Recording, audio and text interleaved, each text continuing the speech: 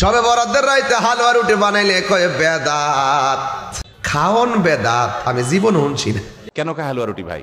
এ রাতের আমল শরিয়া সিদ্ধ আমল মনে করি বা সুন্নাহ আমল মনে করি বা কোন নির্দিষ্ট আমল মনে করি, তাহলে বেদাতে পর্যবসিত হবে। অতএব বাড়াবাড়ি এবং ছাড়াছাড়ি এই দুইটি আমাদেরকে পরিহার করতে হবে। খাওন খাওন বেদাত আমি জীবনও শুনছি না। কেউ সবে বরাত আইলে হালুয়া রুটি বানানি হালুয়া রুটি বানায় বানায় ঘরে ঘরে দেয়। ছোট ছোট বাচ্চাদের উপরে নামাজ ফরজ হইছে না। এই হালুয়া রুটি দিকে বুঝালা যে এই রাত্রটা ইবাদতের রাত। যখন আমাদের কিছু মোল্লারা যখন ফতুয়া দিয়া হালুয়া রুটির যখন বেদাত কইতে কইতে এইগুলোর আস্তে আস্তে মানুষ থেকে আড়াল করতেছে, তখনই এই রাস্তা ঘাটে, দোকানে পাটে, হাটে ঘাটে, বাজারে যাত্রা আর অশ্লীল গানে রাত দেখানো হচ্ছে। কথা বলে ঠিক না? ওইগুলোর মধ্যে কোনো ফতুয়া নাই। ফতুয়া আমার ইডির মধ্যে কিছু কিছু জিনিস আছে। আমি মাহফিলে আইছি, একটা শাল লাগাই আইছি, সামনে গাড়িতে এসি চলে, এসি ঠান্ডাটা বুকে লাগে, এই জন্য শালটা দিয়ে একটু ডাইকা রাখি। কথা কোন ঠিক না? এখন নামার পরে না দেখতেছি গরম লাগতেছে, ভিতরে তো ঠান্ডা আছি। ওর এটা লই আবার উঠতে গেছি গা, উঠছিনি তখন এটা না দিলে কি গুণ হইব?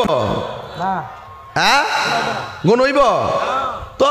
কিছু কিছু জিনিস আছে উপলক্ষে আমি আইস খাইছি। সবার মালা কো, আরে বেড়া রে, উঠছিনি কথাটা আগে পরে রাখছি মালাটা। এটার হইলা বই রয়েছে, এটা কথা। মালাটা যে দিছে, মালা দিছিনি তো আমার দিছিনি তো। এই যে মালাটা গলাত লাগাইছে, মালা লাগান কিন্তু ফরজ। কত না ফরজ? সম্মান করছি, সম্মানে দিছি, সুন্দরের জন্য আনছি। রুটি খাওয়ান, হালুয়া খাওয়ানটা ওকর ফরজ না, এটা একটা উপলক্ষ। আজকে কি শিমুল কান্দ আপনি মনে করেন না যে তাহিরি আইসে আলী এক গড়ি খাইব?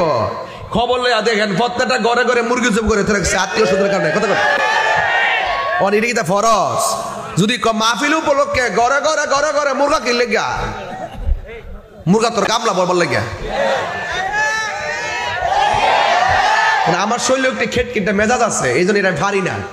না কয় মাহফিল হইলেও আজকে কোরআন সূরার আলোচনা হবে। কথা কন ঠিক কিনা? ঘরে ঘরে মুরগা আসেনি, ভাত আসেনি, ডাইল আসেনি।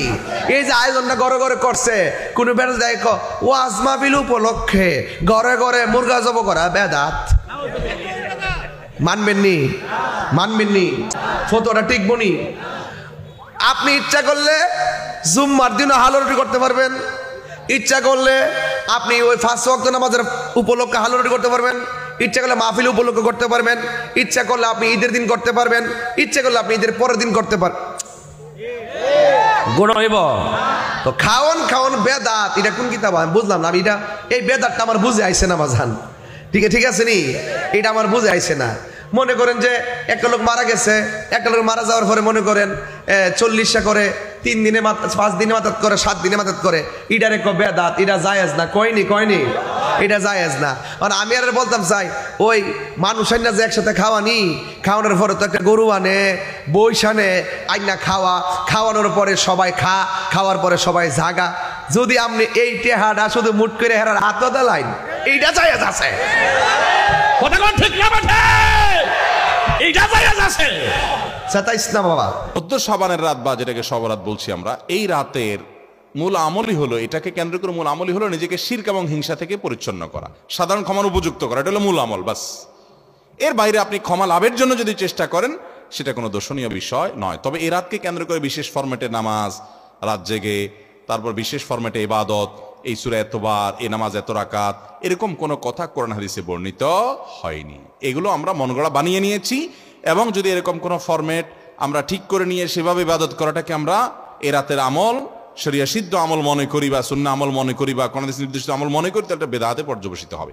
অতএব বাড়াবাড়ি এবং ছাড়াছাড়ি এই দুইটি আমাদেরকে পরিহার করতে হবে। যতটুকু আছে ততটুকু আমরা আমল করব এবং এসে আমল অনুযায়ী আমরা চলার চেষ্টা করব।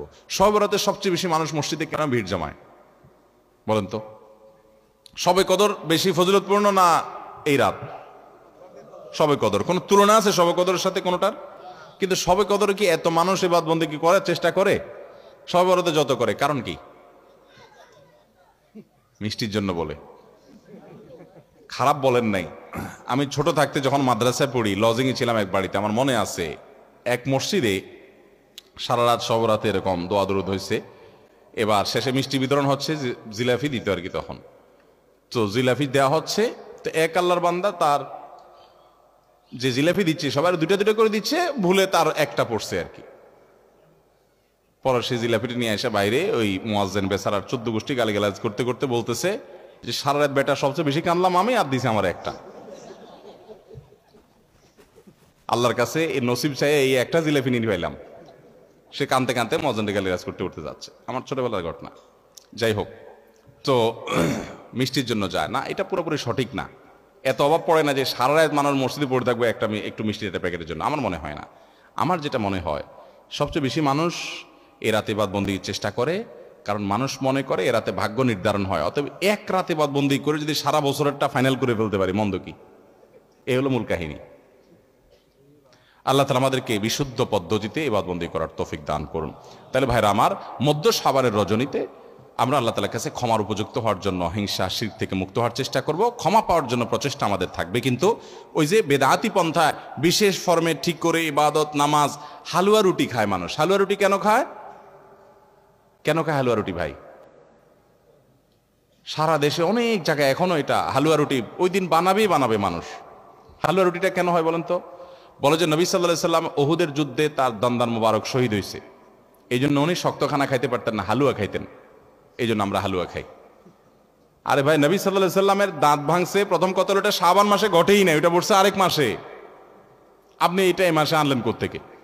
আচ্ছা, তারপরে যদি ধরে নেই এই মাসেই হয়েছে, তো ওনার দাঁত ভাঙছে কাদের আঘাতে? মুশরিকদের আঘাতে, তাই না? আল্লাহর দুশমনদের আঘাতে। তো কাফেরদের আঘাতে, দাঁত ভাঙাতে উনি হালুয়া খাইছে বলতেছেন, যদি এটার কোনো ভিত্তি নেই, বোগাস কথা। তারপরে ধরে নিলাম, তো আপনি ভালো দাঁত নিয়ে হালুয়া খাচ্ছেন কোন শরমে? নবী সাল্লাল্লাহু আলাইহি সাল্লামকে যারা দাঁত ভাঙছে তাদের সাথে তো দোস্তির কোনো কমতি নেই, তাদের প্রতি তো আপনার সহমর্মিতার কোনো কমতি নেই, ওয়ালা বারা বলতে কিচ্ছুই নেই। কিন্তু আপনি হালুয়া খায়া ভালো দাঁত নিয়ে আপনি নবী সাল্লাল্লাহু আলাইহি ওয়াসাল্লামের প্রতি সহমর্মিতা প্রদর্শন করছেন, এর চেয়ে হাস্যকর আর কি হতে পারে? আল্লাহ আমাদেরকে সঠিকভাবে দিন পালন করার তৌফিক দান করুন।